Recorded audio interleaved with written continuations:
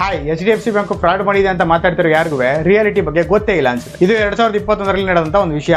MSRDC ಅನ್ನೋ ಒಂದು Maharashtra based government company 25,000 ಕೋಟಿನ ಯಾವ್ದಾದ್ರು ಒಂದು ಬ್ಯಾಂಕ್ ಅಲ್ಲಿ ಡೆಪಾಸಿಟ್ ಮಾಡಬೇಕಾಗಿರುತ್ತೆ. ಆಸ್ ಎ ಬಿಸ್ನೆಸ್ ಆಗಿ ಥಿಂಕ್ ಮಾಡೋ ಬ್ಯಾಂಕ್ಗಳು ತುಂಬಾ ಆಫರ್ಗಳನ್ನ ಕೊಡ್ತಾರೆ. ಅದರಲ್ಲಿ HDFC ಕೂಡ ಆಫರ್ ಕೊಡುತ್ತೆ, ನಮ್ಮ ಬ್ಯಾಂಕ್ಗೆ ತಗೊಂಡ್ಬಂದು ನೀವು 25,000 ಕೋಟಿನ ಡೆಪಾಸಿಟ್ ಮಾಡಿ ಅಂತ. ಹಂಗೆ ಡೆಪಾಸಿಟ್ ಮಾಡಿ ಅಂದಾಗ MSRDC ಕೂಡ ಏನ್ ಥಿಂಕ್ ಮಾಡುತ್ತೆ, ನಾವು ನಿಮ್ಮ ಹತ್ರ ಇಡಬೇಕು ಅಂದ್ರೆ ಸಿಂಪಲ್, ನಮ್ಗೆ ಎಲ್ಲರಿಗೂ ಕೊಡ್ತಿರೋದಕ್ಕಿಂತ ಜಾಸ್ತಿ ಇಂಟ್ರೆಸ್ಟ್ ಕೊಡಬೇಕು. ಅಕಾರ್ಡಿಂಗ್ ಟು ರೆಕಾರ್ಡ್ಸ್ 6% ಇಂಟ್ರೆಸ್ಟ್ ಕೊಡಿ ಅಂತ ಹೇಳ್ತಾರೆ. ಬಟ್ RBI ರೂಲ್ಸ್ ಪ್ರಕಾರ ಡೆಪಾಸಿಟ್ ಮಾಡಿರೋ ಅಮೌಂಟ್ಗೆ 3.5 to 4.5 ಕೊಟ್ಟರೆ ಮ್ಯಾಕ್ಸಿಮಮ್, ಅದಕ್ಕಿಂತ ಜಾಸ್ತಿ ಕೊಡಕ್ಕಾಗಲ್ಲ. ಸೊ ಇದಕ್ಕೆ HDFC ಏನ್ ಹೇಳುತ್ತೆ, ಓಕೆ 4.5% ಏನಿದೆ ಇದನ್ನ RBI ಗೈಡ್ಲೈನ್ಸ್ ಪ್ರಕಾರ ನಾನು ನಿಮಗೆ ಕೊಡ್ತೀವಿ, ಇನ್ ಮಿಕ್ಕಿದ ಅಮೌಂಟ್ ಡೊನೇಷನ್ ರೂಪದಲ್ಲಿ ನಾನು ನಿಮಗೆ ಕೊಡ್ತೀವಿ ಅಂತ ಅಂದ್ಬಿಟ್ಟು ಅಗ್ರಿ ಆಗ್ತಾರೆ. ಇದನ್ನ ಕಾರ್ಪೊರೇಟ್ ವರ್ಲ್ಡ್ ಅಲ್ಲಿ ಯಾರು ಫ್ರಾಡ್ ಅಂತ ಕರೆಯಲ್ಲ, ಕಾರ್ಪೊರೇಟ್ ಗವರ್ನೆನ್ಸ್ ಅಂತ ಕರೀತಾರೆ, ಇಲ್ಲಾಂದ್ರೆ ಕಾಂಪ್ಲೇಂಟ್ ಬ್ರೀಚ್ ಅಂತ ಕರೀತಾರೆ ಅಷ್ಟೇ. ಇದು ನಾರ್ಮಲ್ ಎಲ್ಲ ಕಂಪ್ನಿಗಳು ಆಗಂತ. ಜಸ್ಟ್ ಥಿಂಕ್ ಮಾಡಿ, HDFC ಅಂತ ಬ್ಯಾಂಕ್ಗೆ 25,000 ಕೋಟಿ 6% ಇಂಟ್ರೆಸ್ಟ್ಗೆ ಸಿಕ್ತು ಅನ್ಕೋಣ, ಅವ್ರು 6% ಇಂಟ್ರೆಸ್ಟ್ ಕಟ್ತಿದ್ದಾರೆ ಅಂತ ಅನ್ಕೋಣ. ಅವ್ರ ಆ ಅಮೌಂಟ್ ನ 6% ಏನಾದ್ರು ಬಡ್ಡಿ ಕೊಡ್ತಾರ.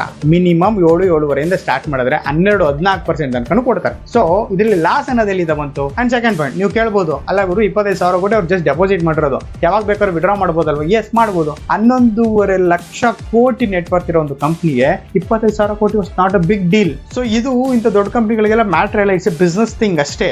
ಇದಕ್ಕೆ ಎದುರ್ಕೊಂಡು ನಾವು ಸೇವಿಂಗ್ಸ್ ದುಡ್ಡೆಲ್ಲ ತೆಗಿಬೇಕು ಅಂತೆಲ್ಲ ಯೋಚನೆ ಮಾಡಕ್ ಹೋಗ್ಬಿಡಿ. ಇದಕ್ಕೆ ಮ್ಯಾಕ್ಸಿಮಮ್ ಏನಾಗಬಹುದು ಅಂದ್ರೆ, ನೀವು ಶೇರ್ಸ್ ಅಲ್ಲಿ ಇನ್ವೆಸ್ಟ್ ಮಾಡಿದ್ರೆ ಅದರ ಅಮೌಂಟ್ ಸ್ವಲ್ಪ ಕಮ್ಮಿ ಆಗ್ಬೋದು, ನಿಧಾನಕ್ಕೆ ರೈಸ್ ಆಗುತ್ತೆ ಅಷ್ಟು ಬಿಟ್ಟು ಇಲ್ಲಿ ಬೇರೆ ಏನೂ ಆಗಲ್ಲ. ಇದಕ್ಕೆ ತಲೆ ಕೆಡ್ಸ್ಕೊಂಡು ಏನೇನೋ ಯೋಚನೆ ಮಾಡಕ್ಕೆಲ್ಲ ಹೋಗ್ಬಿಡಿ. ಸೊ ಇದು ಫ್ರಾಡ್ ಅಲ್ಲ, ಜಸ್ಟ್ ಬಿಸ್ನೆಸ್ ಅಷ್ಟೇ. ಈ ತರ ಇಂಟ್ರೆಸ್ಟಿಂಗ್ ವಿಷಯಕ್ಕೋಸ್ಕರ ಫಾಲೋ ಮಾಡ್ಕೊಂಡಿರಿ. ಮತ್ತೆ ಸಿಗೋಣ, ಬಾಯ್.